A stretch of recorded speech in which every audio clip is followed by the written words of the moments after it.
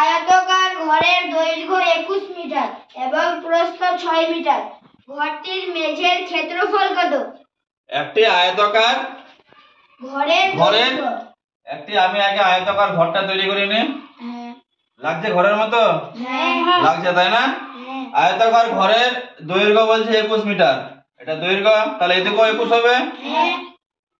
প্রস্থ বলছে 6 মিটার, তাহলে এদিকেও হবে 6 মিটার। এবার কি প্রশ্ন করছে? ঘরটির মেঝের ক্ষেত্রফল। মেঝে কোনটা? যেটা দেওয়ালের বাইরে না দেওয়ালের ভিতরে? দেওয়ালের ভিতরে। তাহলে দেওয়ালের ভিতরেরটা হচ্ছে আমাদের কি? মেঝে। এই মেঝের ক্ষেত্রফল বা এই আয়তাকারের ক্ষেত্রফলের সূত্র আমরা জানি। তাহলে সূত্র প্রয়োগ করলে তাড়াতাড়ি খুব সহজে বেরিয়ে যাবে। তাহলে ক্ষেত্রফলের সূত্রটা কি আছে?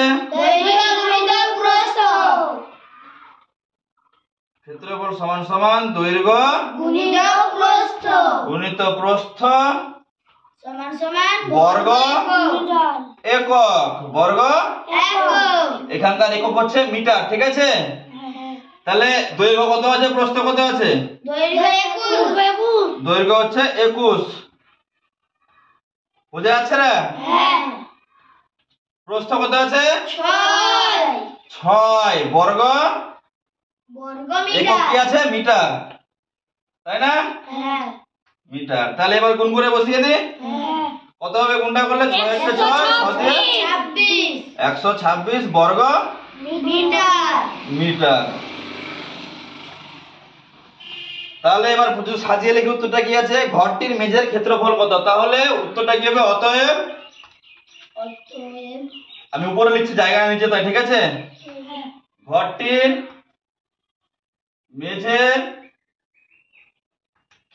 ক্ষেত্রফল সমান সমান 126 বর্গ মিটার। সমান সমান না দিলে হবে 126 বর্গ মিটার। বুঝা গেল? কার কার